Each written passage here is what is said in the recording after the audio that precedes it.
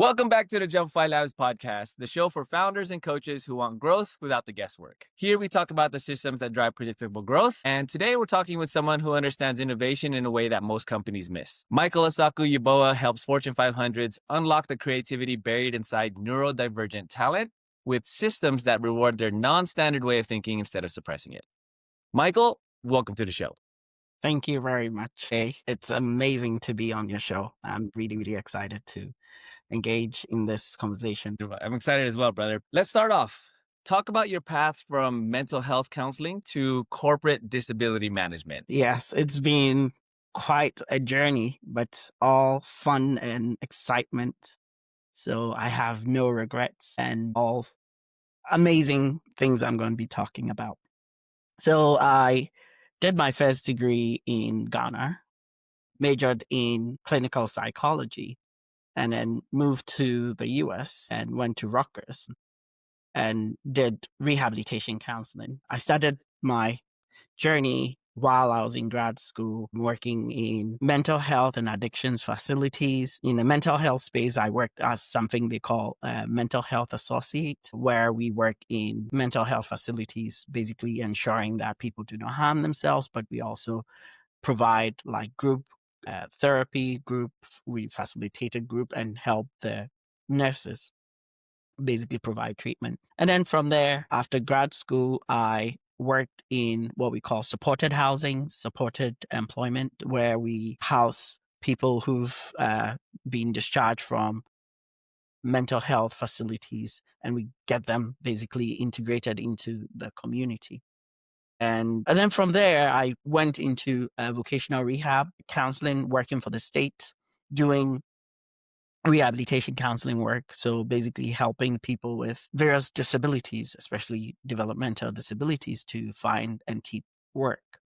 And from there, I pivoted to the corporate space. I started in the corporate space as an accommodations consultant, providing accommodations and helping people with disabilities at work hold on to their job by helping them define tools, strategies, or assistive technologies to be able to hold on to their job. And then from there, I pivoted to even deeper into the corporate space, working with some Fortune 100 companies. And there, I went in as an accommodations consultant, and I noticed that there was a big issue, which was a lot of the employees were getting to me a bit too late. They were getting to me because they've either been put on a performance management plan or they were really struggling with meeting the expectation of their role.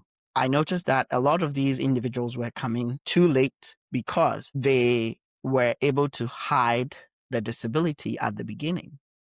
But then as things got more complex, they were not able to hide from it. So either the manager sees their imperfections or the manager feels like they are not able to meet the standards that has been set and they become the target. And quite often, there's a lot of also interpersonal issues with themselves, managers, and other employees. So once I picked up this, I went to my manager at that time and I was like, hey, there's a pattern I've seen. I think I know what we are able to do to basically resolve this issue. So immediately she pointed me to someone else who was doing something similar. And I sat with the person and we talked and the person was like, really, like you have all this background, like we have you here. Let me introduce you to someone. So they introduced me to another individual and who was higher up. And I explained what I was able to do. And lo and behold, I think it was like 2 weeks later, the person reached back out and went like, hey, we are going to start a program with you and the other lady who referred me. And we believe you are able to. So we created a small coaching program to support employees, piloted it. And once we did, it was just amazing. The results, we had a lot of like individuals who were just about either being shown the door or they themselves were tired and wanted to just get lost. And we were able to turn things around. The data was just amazing. So we were given the go ahead to basically expand, do like a quick soft launch. We did that and the data was just glaring. It was like, wow, okay. So then we're given the go ahead to basically expand the team. So we did. And it was just amazing. And if I'm to tell you some of the numbers, like the data and everything, you'll be amazed by that. But all boils down to one thing. One thing being that a lot of times companies set standard of practice that are based on what we call neurotypical brain.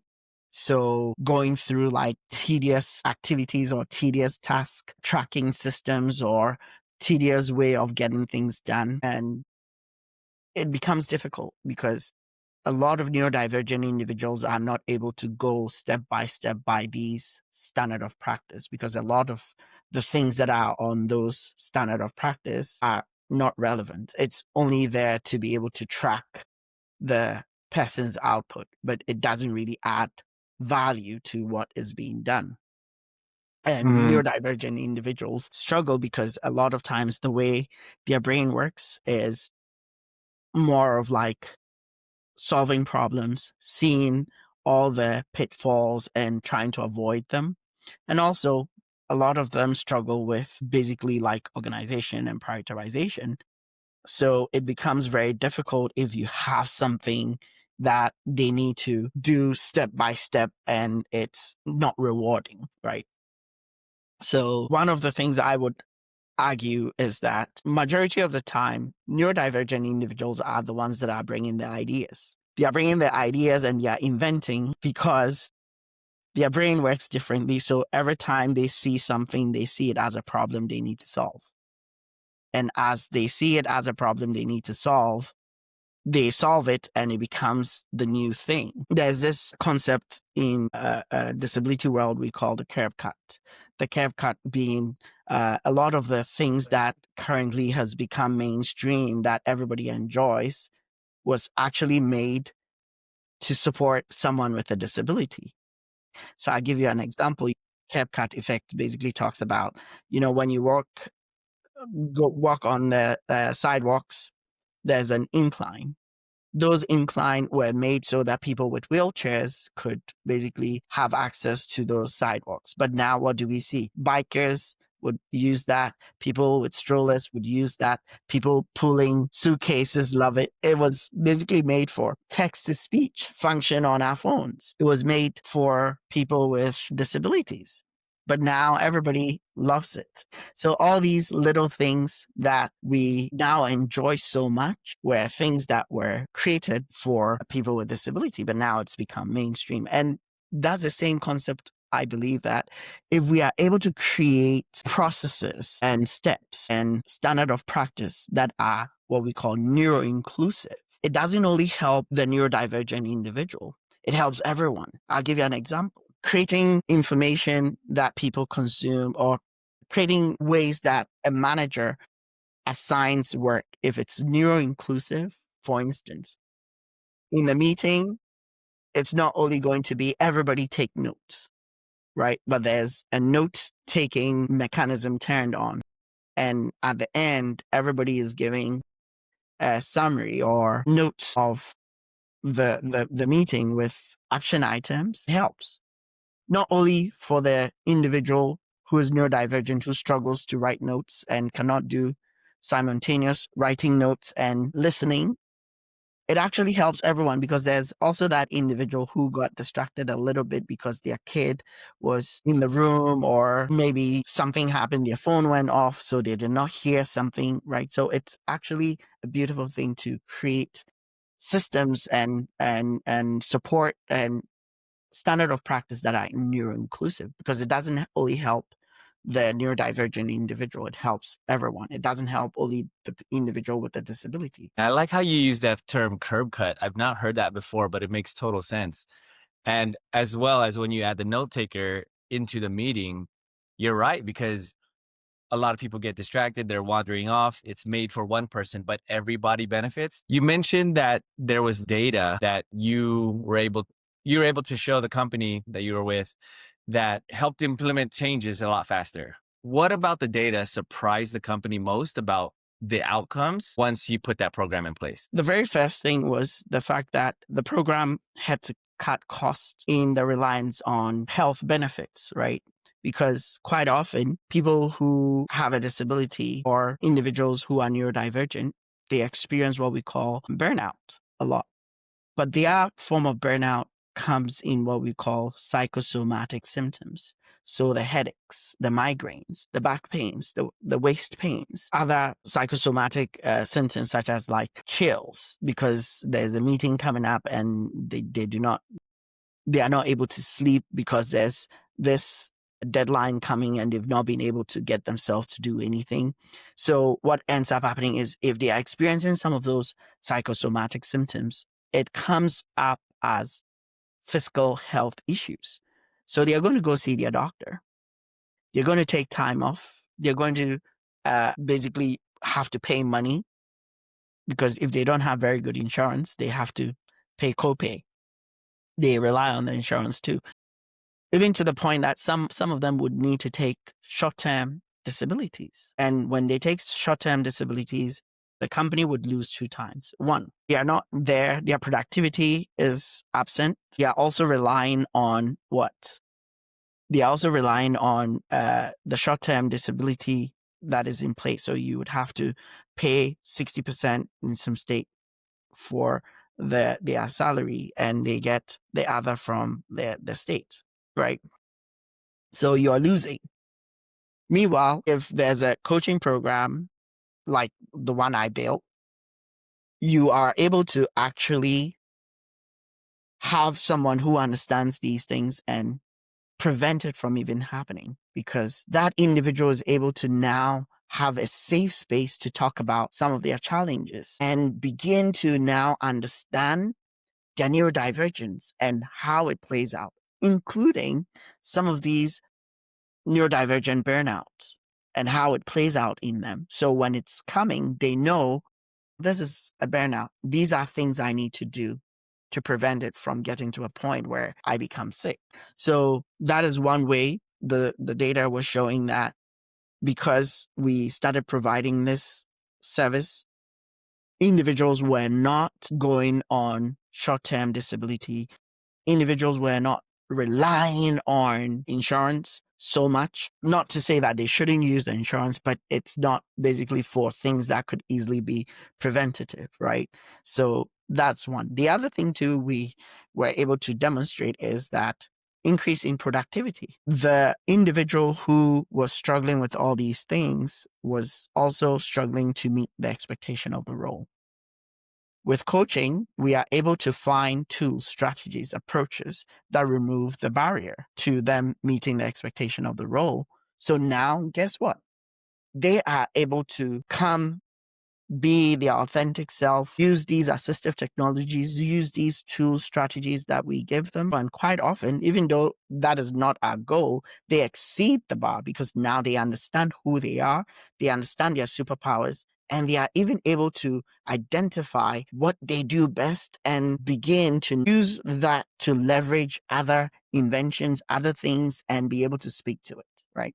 So these are some of the ways that the data was showing. Also, they are happier with the job. They are happier with their manager because not only do we support the individual, but we support the manager as well.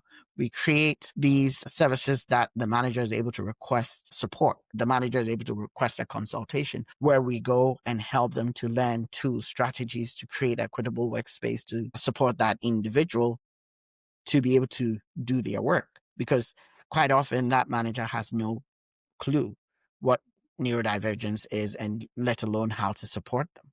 So these are some of the things we do provide that actually helps to set the individual up. So the data shows all these things, right? And how are clients typically describing that shift in their own organizations after they implement your program? It's amazing. Like a lot of them would come to you and say, oh, wow, this individual that I wrote off thought they were going to be kicked out. We see a tremendous change and they are actually excited. And sometimes they tell you some of the things that the individual has been able to do. And you go like, wow, okay. Yeah, it's not like I didn't know I knew, but it's good that the process we set in place is actually working. How are you approaching the expansion of Evolve Vocational Service? For now, it's a lot of different things we are trying our hands on. It's a small company. So it's become difficult to get the word out, So those are some of the things that slowly we are working hard to get people to know there's this support and for them to come to us, for us to provide them with the right systems in place and the right programs that would be able to help. And I'll tell you, a lot of tech industries tend to be the areas that draw a lot of neurodivergent talent, but it's also the industry that is the most cutthroat because they do not understand that as much as they have these individuals who do amazing things and have amazing ideas, they also come with the other side of not being able to do certain things, right? And it will be best for them to have programs in place that support these individuals because you would find out if you're to do a deep dive is that a lot of the inventions some of these companies have were inventions that were brought up by these neurodivergent individuals, right? And also, there are a lot of individuals who are neurodivergent who do not even know they are neurodivergent. Yeah, that was the conversation we had on the call before this. They do Yeah, not so know. They only know that they struggle with a number of things. And until they are provided with the education, the resources, then they go like, okay, there's actually something to help people like me.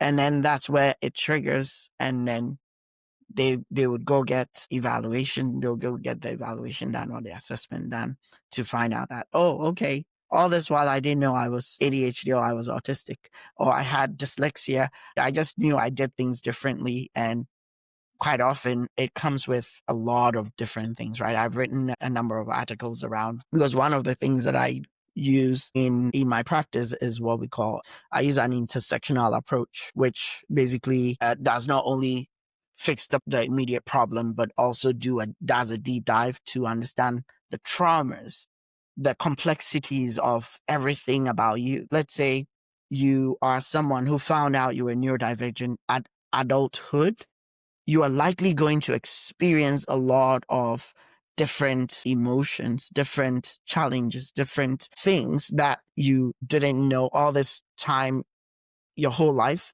You've viewed the world from a particular angle, only to find out that all the problems I was having wasn't because I was dumb or I was not intelligent. It was just that my brain worked differently, you know? It's a trauma for that individual. They go through it, and also quite often, like some of the interactions we've had with either family members, our educators, our friends, we didn't know because we were neurodivergent, and some of them are painful, some of them are fun, some of them are traumatic, right? Especially kids who have ADHD, whose ADHD were the inattentive type, and they were very much like we would say all over the place, and people wanted to like control them and would say all kinds of mean things to them, and yeah, all those trauma are carried on throughout, and it shapes even when those people are not there, it becomes the thing that shapes their belief about themselves. So quite often if I work with such individuals, one of the things we need to do is fix that, help them to understand what is happening there, get them to see some of these issues and how they impact their belief system, how they impact their worldview about themselves, about others, before we are able to make progress. So these are some, and trust me, I could talk about this all day. it seems like you're very passionate about what you're doing. And for anyone listening, on our call but prior to this, I mentioned to Michael that I felt like I had slight dyslexia when it came specifically to numbers. And he put a phrase to it. What was the phrase again? Dyscalculia. Dyscalculia. And that was something I've dealt with my whole life. And I didn't actually realize there was a phrase for it. It's an actual thing. I just thought my brain, just thought I had to work extra hard for numbers. I failed accounting and finance, the only two classes I've ever had to redo, my entire educational career. So that I know exactly what Michael's talking about, where I was like, huh, I'm not dumb. It's an actual thing that's in my That is the brain. whole point. Yeah. So Michael, the work you're doing is super important. And I think as well too with people being more aware about these things like ADHD, autism, dyslexia, dyscalculia, with the awareness rising, of course, there's the internet. Everyone knows what they have now, except for me, apparently. When they find companies that have, let's say, a program or a focus on helping individuals like themselves, it would just attract better talent. I imagine so, because if I'm seeing that on a company portal or a company about page, I'm thinking, this company gets me. That's it. That's it. You said it so well and so eloquently. Yes, 100%. Most of the time, that is an addition, because a lot of times too, one of the things that I tell a lot of companies is not just put it on their website, but actually create processes that does not eliminate these individuals when they apply for work or when they come for the interviews, right? Because that is where the gatekeeping, that's where a lot of the issues actually happen, because we have set up an application portal in a certain way. The individual needs to meet these thresholds, which we do understand. But then you're weeding out some of the best talent you could also get. So one of the things that I do with some of the companies is how to make the application process neuro inclusive. Because there are going to be certain people who may be dyslexic. So if you're to put a lot of text there, it's going to be hard for them to read and make sense of it. If there's a way we are able to make it so it's read out to that individual, they'll be able to comprehend easily. We are also able to put in various things into the application portal so that people who may struggle with certain things, be it, I'll use dyslexia again, may struggle with like reading line by line by line, there are ways they are able to highlight what they are reading and be able to follow. So it will be easier for them to complete the application. They come for interviews. There are certain individuals who struggle to explain themselves and what they've done. You may discredit them because they were not eloquent enough to explain to you what they've done. But if you're to sit them down to say, hey, could you do this for me? You'll be amazed by what they are able to do, especially in tech, right? A lot of companies write off amazing talent that could actually be the innovators they need because that individual wasn't able to articulate themselves really well. Not because they are not good, just because they are neurodivergent and they are not able to say it eloquently without going about all around helping them to answer. You are able to say, hey, there's a neuro inclusive space. Take your time, catch your breath. So these are some of the things that if you're to have me, I'm going to look at and work through and help you to navigate. And so, yeah, these are some of the things that are really, really important to support. Yeah. Thank you for sharing some of those tactical things that you do. So, Michael, if someone listening wants to bring neuro inclusive systems into their company, what's the best way for them to contact you? Reach me on LinkedIn. My name, Michael Asaku-Yeboah. And yeah, and also I do have a website. It's evolvevocational services.com. And yeah, you're always able to reach me. My number is also available, 973-220-80. You're able to reach me and I would be more than happy to support you.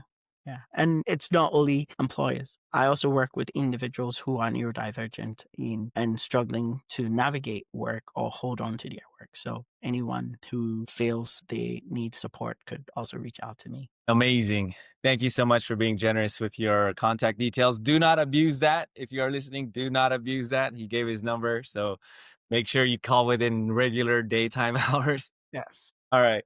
Well, Michael, thank you so much for sharing your insights. This has been a fantastic conversation for me. I'm super excited to get this message out there because, like myself, the revelation that you helped me to realize just on our last call, the impact is definitely there. Thank you very So if you want much. to reach out to Michael, make sure you find him on LinkedIn, find his website, call his number if it's during the right daytime hours. And if you want more stories like this, be sure to tune in for more. We have multiple leaders coming on board, sharing their stories and how they help other people grow. I'm Jay, and this is the Jumpify Labs podcast. Take care. Thank you very much, Jay.